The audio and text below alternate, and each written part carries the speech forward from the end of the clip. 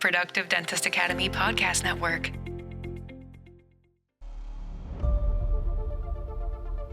Welcome to the Everyday Practices Dental Podcast. I'm Regan Robertson, and my co-host, Dr. Chad Johnson, Dr. Maggie Augustyn, and I are on a mission to share the stories of everyday dentists who generate extraordinary results using practical, proven methods you can take into your own dental practice. If you are ready to reclaim your time so you can focus on great patient care without sacrificing yourself along the way, buckle up and listen in. It's uncomfortable to sometimes make these big purchasing decisions, right? So the remorse can get real. What I would say to that, it also speaks to your point, Regan, on Dr. Maggie being an artist, and wanting everything and tweak and trying to find out her perfect zone of what she wants to see out of the system, where the majority of my users, when they see a one-click design process and that's how it comes out of our lab, man, this is great. This is, from an economic standpoint, my teams can do it. I'm going to validate the margins, and it's a 2 to 4 minute design process. And I've got somebody doing 100 units a month, buying their second and third mill within their first year. Hello, listeners. Today we have a really fun episode for you because we have my friend, Tom Boran with us, and he is a rep that I met, oh my gosh, at the AGD conference in 2023, maybe?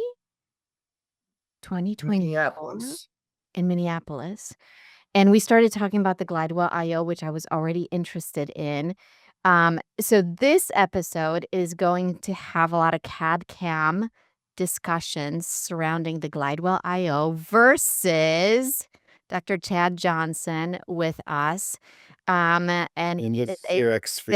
etheric space, and of course, our wonderful co-host Regan Robertson to step in case Join us for the nerd talk. in case it gets a little heated.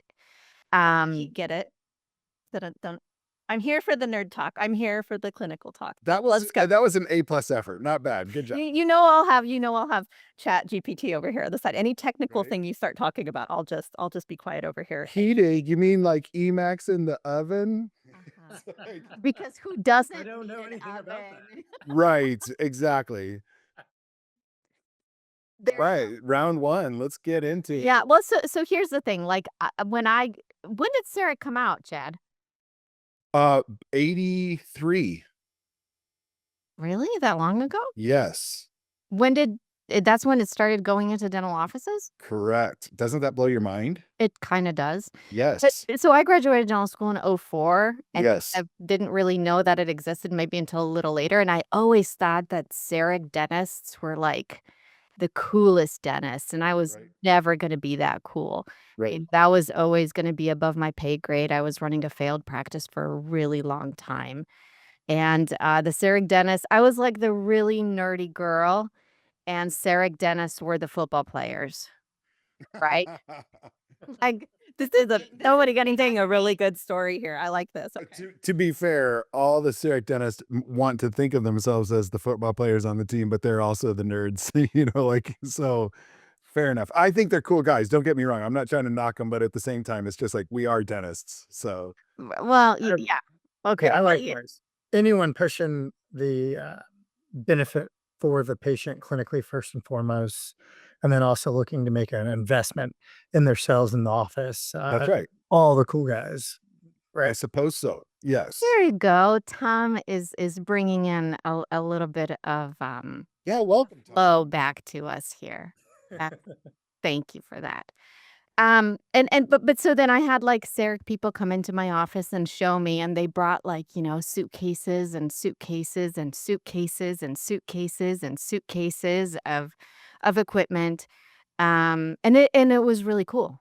And it was really cool. And I thought that, maybe someday I would get that. And then lo and behold, one of our friends, one of the PDA docs that we talk to all the time, Andy Droll and his wife Natalie, they started talking about the Glidewell IO, and they had two of them. They bought two of them around the time of COVID, and they would not stop talking about how wonderful it was. So then there I was, at the AGD, and I'm like, let me see what this thing looks like. And that's how Tom and I met. And I thought, what the heck? Now I finally have some money to do, and I always wanted to do same day or same appointment crowns. And that's kind of how I fell into it. But I didn't really know too much about CAD CAM technology, right? How Well, did you? Yeah, yeah. you also you were coming out of the exam, so it was like Oh, yeah. it goes off in a movie and you hear that piercing noise. Yeah. I just taken the FAGD exam. So my mind was kind of, yeah, there were a lot of cobwebs Right. and all kinds of things like that. Chad, how did you get involved in CEREC? Um, the guy came to show me the demo. I believe it was November. It was October of 2012, and he said, "Can I show you a demo?" I said, "You can show me a demo as long as you understand one thing. I'm not going to buy this." Tom, how often do you hear that? Well, it depends on what we constitute a demo. I can loop back to that, Okay. but I love your response. And, Yeah. I was just being candid, you know? oh yeah, we've heard it. So I told the guy, I was like, I said, "I'm not interested, but fair enough. Come show it to me because I used it in school and I liked where it was going, but I don't think that it was there yet." And so when he came into my office, we did a demo, and between the materials, which I had been using Emacs at that point, but Emacs press from a lab, not exclusively by any means, but I was more comfortable with that using that material than some people might have been, especially whatever, 13 years ago. And the milling unit had improved, the software had improved, and the hardware had improved to where I had first seen it in school and when I job shadowed in offices. So by the time he shows me this in 2012, I was like, okay, you guys actually have made a lot of progress, and this is Okay. Did you definitely buy it? user friendly. Yes, within a month. Was it a blue cam or was it Blue cam. blue cam? Yep. Within a month, I had it purchased. I was just like, oh, I'm such a sucker. So, on my birthday, November 8th, 2012, I had it delivered and started using it then. And so, like, if you're like, how do you remember the date? It's because it was my birthday present, like for sure that I paid How much did you spend? at the time for the milling unit and the camera. If I recall properly, it was 119,000. Okay. And that's the milling unit, and does that include the oven too? It included the oven, the milling unit, and the AC, the acquisition unit. In 2012, That's a scanner? In 2012 dollars for sure. Did you say scanner or scammer? No, I'm just playing around. I thought you were on the CEREC side. I know, not I'm the just Glidewell I side. can have fun. I can have fun. So yes, it included the blue cam scanner, which was pictures, not video. And so you had to stitch pictures. Reagan, can you check for us what $112 is in today's dollars? Yeah. Like, what was it? 112? Yeah. From when to when? From From 2012? from November 2012. I mean, it was late 2012. Worth in today's dollars? Yes. I'm gonna guess 160. How hard? So how excited were you? Super excited because I was excited about like as much volume as I was doing. I was like, I'm gonna save on my lab bill. I'm not gonna have to make temporaries. I'm going to get to do the cool dentistry, as you talked about, that all these cool guys get to do, that I knew, a few that were doing this. And the CDocs community online was awesome and constructive. Like, they were a group of guys that were forward thinking. So like, they weren't, you go onto old school dental town and Mhm. they might be, like everyone's ripping on each other, like, how dare you put that margin in there? I always only put perfect margins in for my name isn't Dr. Blank and Blank. And then, on CDocs, they were just like, what if you would have made sure that you prepped that line angle right there a little bit smoother, you probably would have had a better outcome. But the color blend is amazing. You did a really good job on this. So it was very constructive. And and then even having the training center down in Phoenix, like at the Spear Education Center, like, so all of it, the whole experience was definitely rewarding to learn how to do, at the time, the most biomimetic dentistry that you could do with ceramic. I mean, this was bucking the trends. This was, to some degree, the Apple of dentistry. Like, it was the cool but expensive trick, awesome change in how you practiced dentistry. Were there a lot of other dentists in your area that were doing the same thing?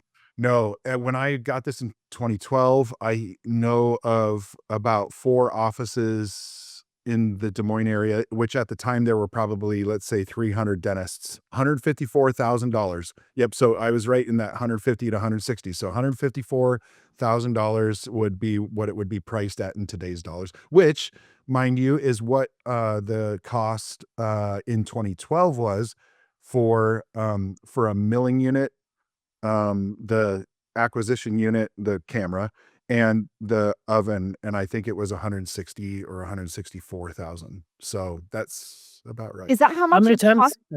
Sorry. How many times Have you upgraded?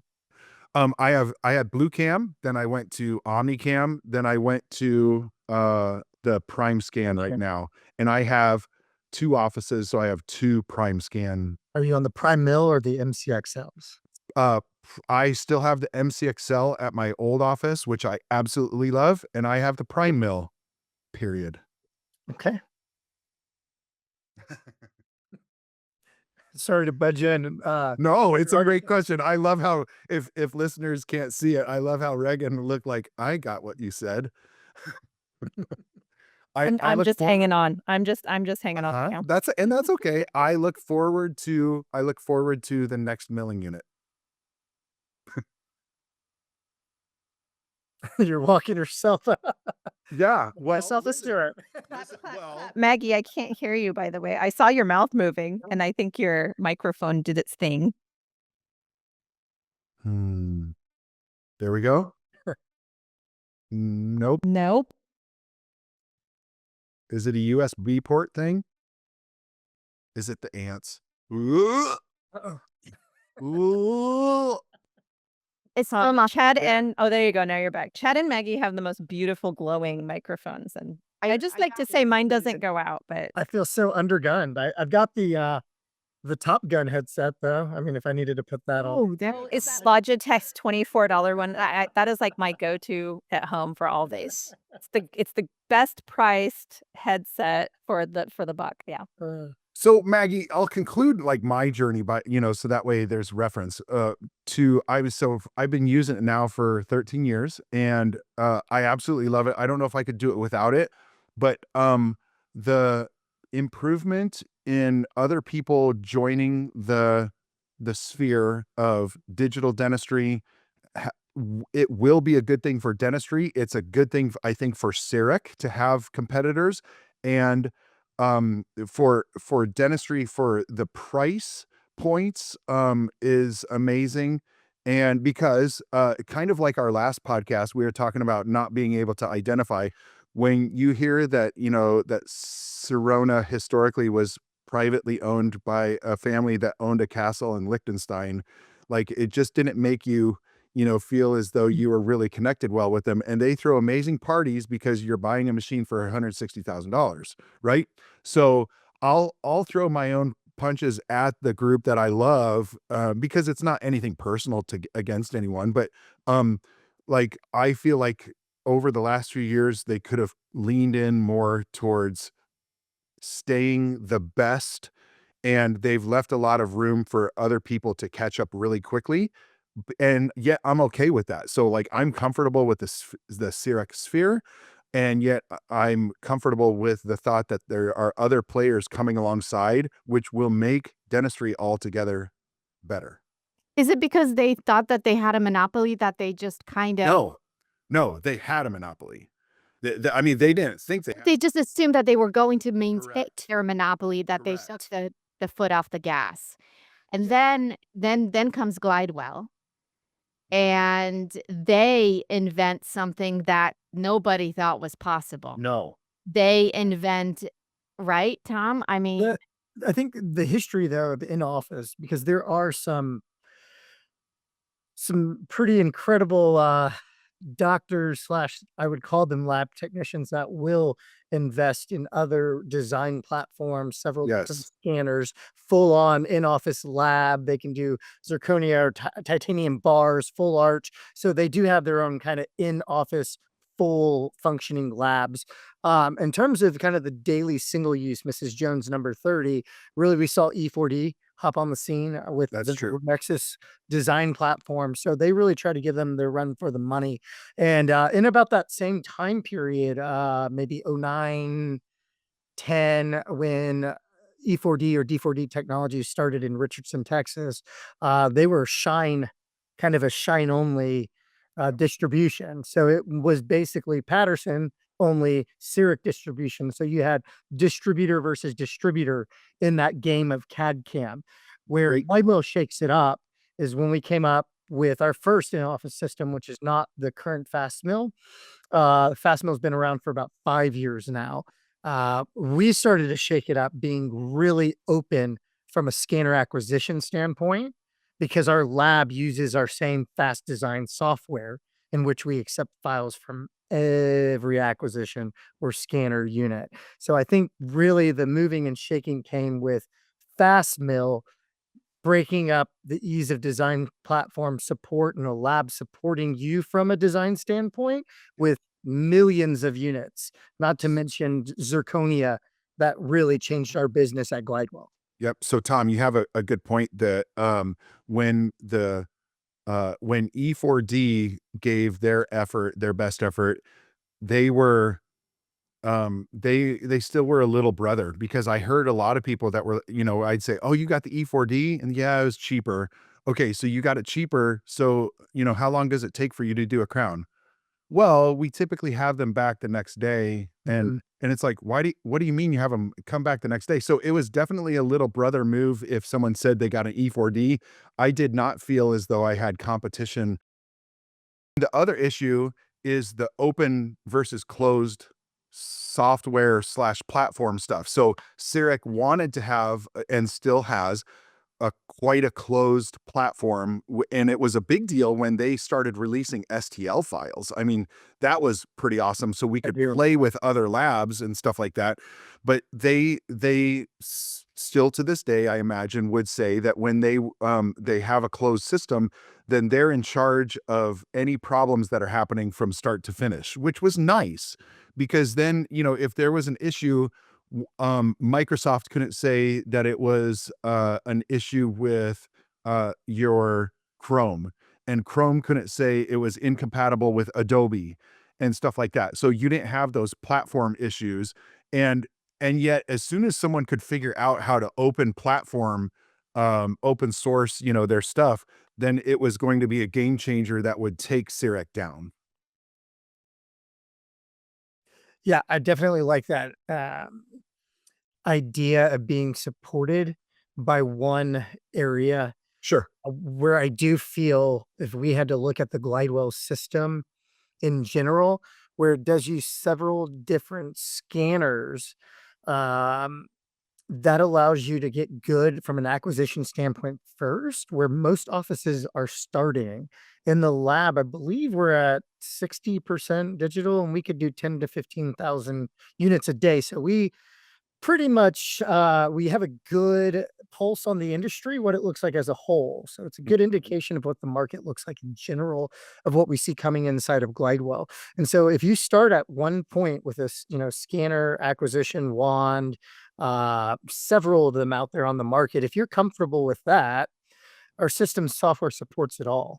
So now we're open to those many users. So in terms of edging the market, we're not worried about the design platform happening on your prime scan. We're completely separate from the wand. The wand will be click and drag files or direct interface, drop point, cloud to cloud talk to our design software that would then in return speak to the mill. So I would consider us open, even though we don't have our own kind of, um, I guess, system platform that, we have the support from the scanner standpoint that would go through the scanner It's manufacturer. integrated. It's integrated. Right. Exactly. But I'll tell you what, everything's so supported from the mill side through Glidewell, which is nice because you don't have to hunt down a distributor or dealer or partner, another company. We are directly supported through our, our own efforts. and I think, Maggie, I would have come more into this conversation ready to swing and, be like, hey, I use the best and whatever, except for Maggie, your experience and Dr. Droll, their experiences, and telling you about their stuff, was so positive that it's just like, well, shoot. I mean, you got, and so you introduced me at the last PDA conference that you were like, why don't we, talk with this lady about the product. And I was really impressed. The software was easy to use, but that's a big Syric thing. It's just like our software is really straightforward. I mean, the entry in there, yes, it has come a long way because it used to be definitely high intensity of, learning curve and all, and even the capturing, the powdering, everything like that, like it was definitely technique sensitive. But when I saw Glidewell's product, I was just like, and especially for the price, I was just like, this actually is a good thing and it's going to get it into so many more offices. So it was not just butting heads with Syric, it was like a different game. It was not like you were going to play football players at football. You were going to say, you go ahead and play football. We're going to play pickleball because a lot of people like pickleball, and we're going to just do a different game. And it's not right or wrong. It's the outcome's still going to be the same. You're exercising, but it's just a different game altogether. But so what I want to kind of talk about here is when you looked at it through the lens of having experienced CAD CAM for, I don't know, Yeah. 13 years. 13 years. Yeah. And it's easy now because I've been using it since November and I've learned to do it. And it was really sweet. My dental assistant walked in and I was designing a bridge and she's like, man, you've gotten really good at it. I have, I've designed and we've milled probably maybe around 100 units, but it's not like the learning curve is steep. Or maybe it was just steep for me. I don't know. But I don't know if you've heard people say that some of this technology just ends up as an expensive coat rack, right? Sure. Because implementing CAD/CAM technology into the workflow of a practice. And actually, when I was considering buying it, I talked to some people, and I talked to Paul Feuerstein, who is like one of the top authorities in technology. He's the editor in chief of Dentistry Today. I mean, he knows everything there is to know about emerging technology. And he said, if you like it, great. Just know that it's not as easy as you think it is. And I'm like, Paul, I'll make it, And and Paul's like my godfather in dentistry. And he was right. Incorporating that into the workflow of my day and learning to be a technician as a dentist, as easy as it kind of sounds, have been two probably of the biggest pain points. However, resolving them and overcoming them has now made it feel like it's Christmas every day. Like, so my husband, and Regan knows this, and Regan's kind of like Scott, is a huge gamer. Like, he just can't get enough of video games, and I don't understand video games. I just don't get it. So sad for you.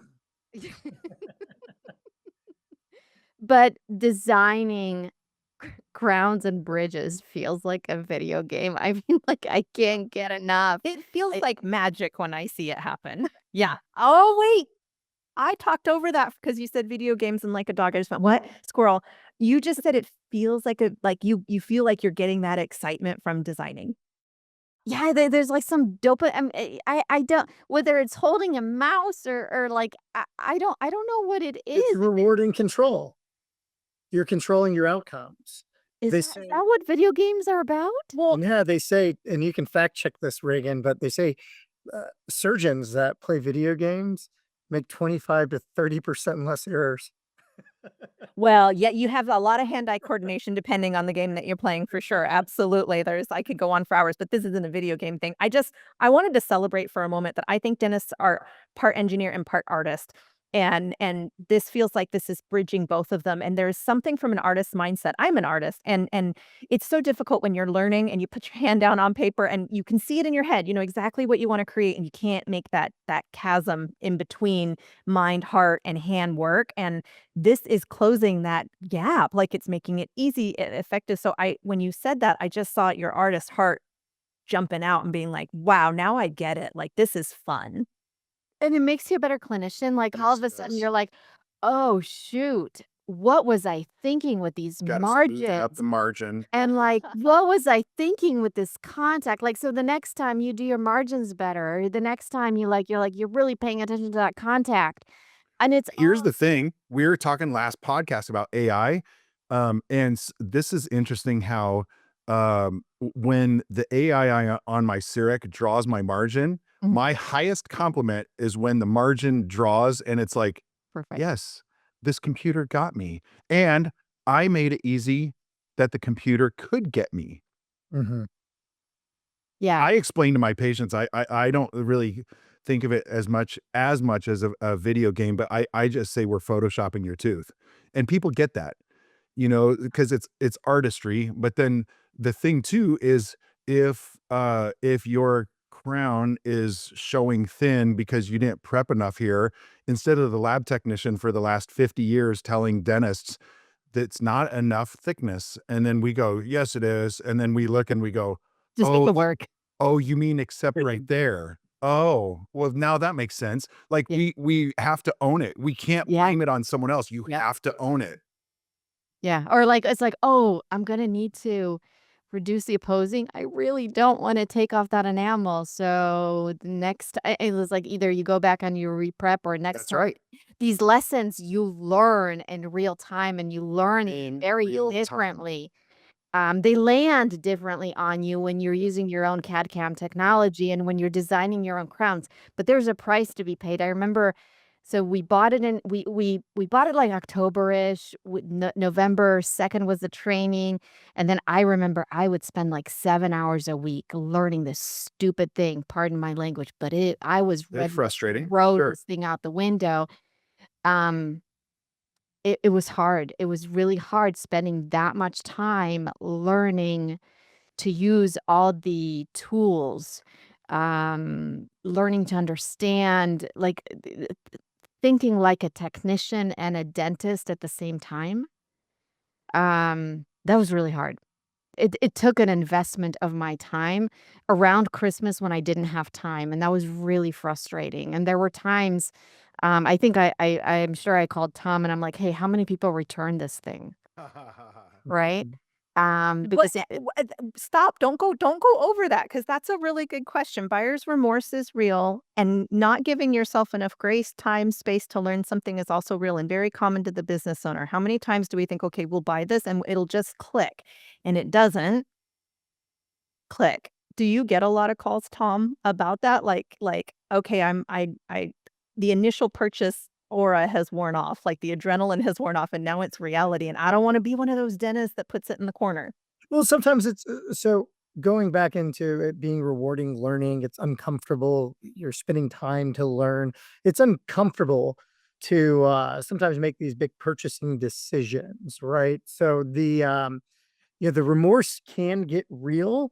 What I would say to that, it also speaks to your point, Reagan, on Dr. Maggie being an artist, and wanting everything and tweak and trying to find out her perfect zone of what she wants to see out of the system, where the majority of my users when they see a one-click design process and that's how it comes out of our lab, man, okay, this is great. This is from a economic standpoint, my teams can do it. I'm going to validate the margins, and it's a 2 to 4 minute design process, and I've got somebody doing 100 units a month buying their second and third mill within their first year. So what I would lend to with that buyer remorse, where I say we are insanely different, Mr. Glidewell truly has a vision to push the industry forward, to support his customers. If you've ever worked with Glidewell, the fact that we do so much and most of the time we get it right. When we don't get it right, we make it right. And so we do have the opportunity when, contracting or doing business, we give you a 90-day mark. We want you to go to an advanced training because we're not going to nickel and dime you on installation, training, materials, and all. We want you to have that experience because you bought into that experience because you saw a vision for your practice. And we want to see that through. And if we can't for some reason, I mean, I've had the weirdest reasons, we've made it right. And so that is few and far between because we couldn't offer that no risk if 98.2% of the time it didn't stick. So I feel good about that in terms of our company standing by it. Hence, you won't see our units on eBay. I see $120,000 units from competitors on eBay all the time in older generations and such. So we actually have, a boneyard, if you will, that we try. Yes, that was cool. I actually recorded a Marco Polo with us, so yeah, like, yeah, of CEREC machines that Glidewell takes back. Was it as an exchange program or? It's a trade-in, so it's a hefty discount. Oh, so Chad, when you're ready, I will take your CEREC machine because I want to get a new one by November. I want to get a second mill, so I will take one of your machines to trade in to get The it. second mill is nice. It gives you the opportunity to do multiple units in a quadrant, design side by side opposings. We see all things in dentistry, and so having the capacity, does make a lot of sense. I will say for the CEREC users, I do love my MCXL, and my assistants will joke. My assistants will joke or say that that the prime mill is better and it'll be faster, and I say no, the MCXL is better and it'll be faster, and they're done within a minute of each other, and we just joke around like which one finished and then they'll say, look, mine finished first, and I'll be like, yeah, well, the sprue is smaller on the MCXL, so big deal. And so that kind of stuff. Tom, I have a question for people using your system. Let's It's say our system, actually.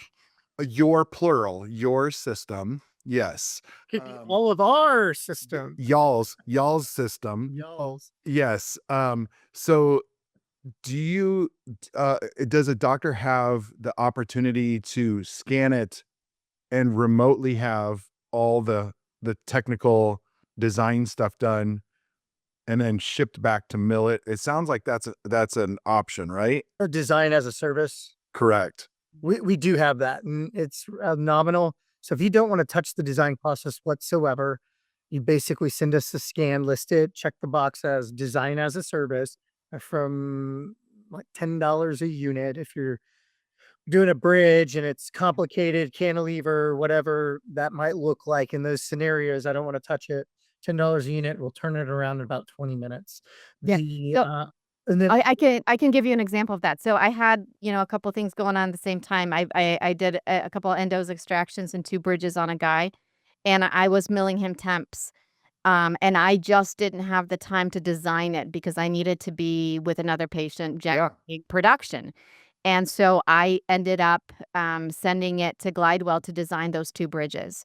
And so they designed those 2 bridges. But milling those 2 bridges took about an hour each because they were 2 3-unit bridges in temps. And so they designed it for me, and then we milled it immediately after. I posted that on my Facebook. That post got almost 30,000 views. Ooh. That entire clinical case. So we went from like really broken, nasty I shouldn't say nasty, but rotten teeth, if I'm quoting Dr. Wade Kiefer, Yeah, that's into okay. these beautiful, I mean, they just looked like permanent They restorations fire attempts, we call it. within Oh. several hours. So, Dr. Chad, we also have support. So if your hands on the mouse and you're learning, that same team that would design those units with you for free. Oh, that's kind of cool. Yeah. And So it'll get they'll pick up done. the phone within two rings. Yeah. You're not waiting half a day to get somebody to call you. I mean, I am so impressed with Glidewell. That is not the norm today. When you're buying many things in dentistry that you're spending 50, 70, 80, $90,000. Sure. That is not the norm. I mean, I bought a CBCT machine. I had some problems. They're worked out now. I bought a scanner. Lots of problems with that. That has not been the issue with Glidewell. Like Mr. Glidewell invests so much technology, so much money into the company, into the team. He's so compassionate with the people that work in that company. And when you are on campus, so once you buy the machine, you go back for training, and the first training is at no charge to you. They pay for your flight, hotel, meals, everything. You see the leadership. You see, you can feel how everyone, they're just happy over there. I mean, maybe it's the sunshine in California, but you just you don't see that everywhere. It's not plastic. It's not fake. It's just a different company that you end up engaging in, that you end up starting a relationship with. Yeah. And that's also been really transformative. I mean, I don't know anything about CEREC, right? But that's just another hash mark for Glidewell. How would you describe your in-office trainer? Oh, she's incredible. So she was here for the first day, and she tested the machine. Then she was here with us for the entire day. And then I have her cell phone number. I can, she's very responsive. If she can't get to me that moment, she will call me back or she will message me back. And then she was at the class when we went to California. Extremely personable. So she was a lab tech herself. She knew exactly what she was doing. She was able to answer all of our questions. Very easy to talk to. Just wonderful. The fact that they will fly somebody to you. I mean, she was kind of between Texas and Florida. She was moving when she came to see us. They fly somebody to you to teach you how to use the software in the mill. And then to speak to that too, we'll also fly somebody to you you got hardware talking to software. So things can happen. Dr. Chad, I'm sure you can attest to a burr lodge or something inconvenient happening. All of these systems will have something happen, especially Sure. through utilizing them. Yes. We have a vested interest to fix your system. If you're cutting 6 crowns a day, you send those to our lab. We push you to the front of the line and we overnight free restorations until we fix it. So we have a true interest of getting somebody out there so you realize same day again, right? So even though it's next day, we've got you supported because we're a different company and we have the lab behind us that really supports us, as the big brother of this IO or in-office division. Yep. That's cool. And the patients that have started to find out about the same day crowns. So the way that we have figured it out, again, we're kind of new at this, right? We've been doing it for 6 months. We'll schedule them in the morning, and then we'll scan them. And then at some point I go in, my team will design it. I'll go in and edit the design or audit the design. And then we press play and they'll come in like after lunch to have that cemented. And once they have a taste of this, they never want to go back to having a temp again. So they'll say, I don't care. I'll stay here all day as long as I get my crown the same day. And then every now and again, I'll mill it and it's got an open contact. And so again, you just go in for a few seconds, you fix it and you're like, Yeah. I'm staying another 40 minutes. No, not at all. So just press play again. and there's no back and forth with, oh man, that didn't fit, I gotta rescan. It's phenomenal having this. Yeah. And then we're one of the few people, again, in the area that offer that service. Mhm. Thomas, you mentioned earlier that Mr. Glidewell, you said he's very passionate about moving dentistry forward. And I've been really fortunate to be around a lot of dentists, and the ones that typically have these types of machines are also very passionate. They're very innovative thinkers, they're disruptors, and they're willing to do something different. I'm curious because Maggie, you mentioned it too. There is a lot of things that patients have no idea even exists, myself included, and it's been a long learning curve to really understand what exactly is available to us, not as just clinicians, but as patients. In all of your experience, have you seen practices like when they're educating patients, what is kind of a pattern you see of those that do a really great job? What are they doing that we can benefit from? Dr. Maggie, would you like to speak to how you have started to change your communications with patients? And then I'll piggyback on that. The what I'm genuinely curious about, we should leave all of this in. I'm genuinely curious because as a patient, I don't know a lot of this exists, or if it does exist, I don't know what it does. I'll tell you an example. Um, I had no idea. I think it's called an Air Profi Max. I think that's what it's called. I had no idea that this machine Glycine hair existed. polisher. What's it called? What? Glycine hair polisher. It It's polishes the teeth instead of the Perfy cup. well, It's like wonderful. It's like going through the car wash. it's sexy, it's wonderful, it makes my life as a patient so happy, and my dentist bought one for our hygienist, and I didn't know about it, and then it was used on me, and I was like, "Everybody in the world deserves to know this exists because I can guarantee you profis will be scheduled a lot more if they knew how comfortable it could be with this beautiful device and this beautiful voice-trained hygienist," and on and on. But that if that message doesn't get out, if we don't educate our patients on what this can do, then they just don't know that it exists. And so I'm just curious, genuinely, Maggie, have you shifted your marketing to talk about same day crowns and talk about the benefits of it? And then Thomas, with all of the clients that you've served, have you seen them switch up their marketing campaign or just hear anecdotally, patients love this, or this is what I've noticed after they get over that initial learning curve, which, by the way, I don't want to scroll too much, but that's amazing. You offer support, you offer the do it with you, which reminds me of when like I think it was like a CT scan and they explained to me, "Oh yeah, it'll get reviewed right now from somebody in Argentina or wherever," but it was like 24-hour service. It's really cool. Like I had no idea that that existed either. So what are we doing to get it out in the market and show people like this is moving dentistry forward? I tell so yeah, we have some blogs, we have some videos, we have some social media posts that we talk to patients about. But there's nothing better than just sitting down to a patient and saying, "Hey, you need this crown. Oh, and by the way, unlike the last times you've had a crown done, whether it was here or somewhere else, there is no more temp. So you come in and we are going to finish this the same day." And at first they're just like, "Oh, okay." And then they don't really get it until it happens. Mhm. And then once it happens, they never want to go back. Yeah, I really feel what's a bigger shift too. A lot of offices, and not necessarily the productive dental offices, right? Because you guys are really the top 1% of practitioners and the way you run your offices.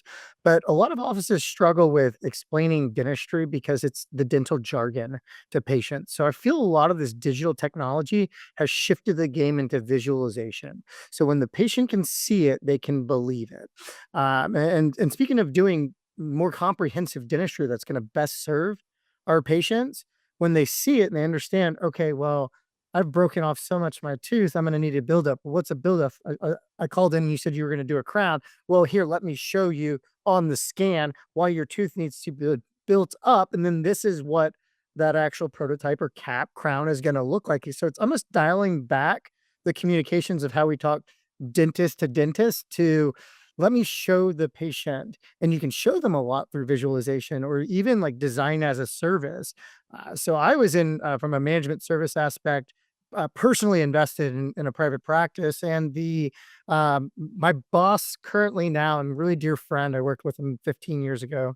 at a lab called DinMat, did product supply services. Yeah. And he tried to sell me one of these IO mills. And I said, we could do 30-40% of our production in soft tissue. And we did a lot of laser dentistry. So I made those investments in the team. We did a lot of aligner therapies. So we had the iteros. We were doing comprehensive cases, full mouth rehab, raising VDO. And I look at it and like, we did 7 crowns last month. But understanding that the biotemp bridge was there, that we could establish the bite, we could smile design. And if I could do, with my dental team, one more, 20 unit case elective dentistry a month or a quarter, I paid for this machine over and over and over. And we're letting patients test drive their smile. So if they don't like something, we're giving them something they would exactly want from a ceramic restoration. And so if I came to understand the system like I do now, having worked with Glidewell for about 2 years, I could see it. Anybody that just wants the control or the design or the artistic aspect of it, it's going to pay for itself. And that rewarding aspect of being able to go back and serve the patient. Or if the volume, like I was doing the volume, I'm cutting, 3 or 4 crowns a day, single units, I'm in and out the volume. Well, then it's going to pay for itself from a cost standpoint. So it's kind of finding you guys, meeting where you are at. And then that communicates and trickles down back to the patient on how they see, how you communicate dentistry starts to change on what they interact or perceive you're prescribing them, because seeing is believing. And along that, I feel like for clinicians who are considering this, knowing how many operatories you have is advantageous too. For example, if you can park someone somewhere where while it's milling, you can work somewhere else, as opposed to if someone says, well, I only have 3 operatories and 2 of them are hygiene and 1 is for the doctor. It's like, oh, this might not be the right thing for you. But if you have, No, this is the size of a microwave. not talking about space, I'm talking about when you park the patient in the chair while it's milling. Your column runs for Yeah. Well, so I bring them back. I'll send them out. So I'll prep them. I'll send them out. And I'm like, you're going to be a little sensitive. Just avoid that. It's going to be like you lost the temp and then 2 hours later, just come back in. So I don't leave them. But that still changes the workflow. You got to think it out. You definitely have to think it out. See, for example, my one office, I've got 8 operatories. I can prep in one, I can move to the next. If someone else comes in for a limited exam, it's like, you need a crown on that tooth. Do you want to do it today? Great. We're going to wheel it over and, start making it then. And I just park them in there while I go back over to my other room. So I can make that kind of capacity work, but I forget not everyone has that. And so that's something worth considering. That's all. I mean, this has been really enlightening, and I hope that for audiences who are considering CAD CAM, one last thing that I want to mention is the way that I was introduced to scanning was through Dandy. I didn't have the money to buy a scanner, so I went through Dandy. Since then, I have bought my own scanners, but so I was still using Dandy when I got the Glidewell IO. My bills were like $6,000 to $8,000 a month. My last bill with Dandy was $800. Now Glidewell gives you like 100 blocks when you buy the IO. We haven't gone through That's cool. yet, but like that's how much I've saved. And they're pre-centered, for the CEREC people who are just like, okay, this is just, but I think it's fair to say like something that's a game changer, like a paradigm shift.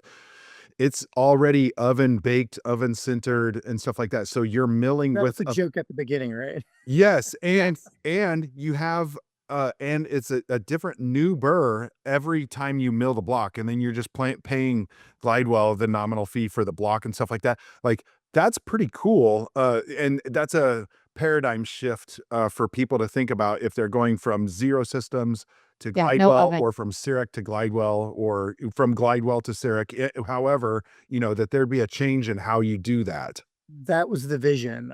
Yes. For Mr. Glidewell, it was to make it simple. We've made everything computer, machines, robots in the lab. So we can do so much from a production standpoint. Yeah. The simplicity of in-office was needed to really shake or disrupt those market factors with those with scanners that love their labs. Heck, our lab will return a crown in like 3 to 5 business days from a digital scan. Right. So being able to do it in office, you wanted it simple. So that led to the materials. We actually make and manufacture the materials. So it being pre-centered doesn't allow that extra step. Your assistant that needs to hop the room to go put it in the oven, bake or rebake, recenter. It's just ready to mill and then be polished and then see. Mhm. So yeah, I think simplicity is a lot of the charm and the materials advantage that we have. Any Go ahead.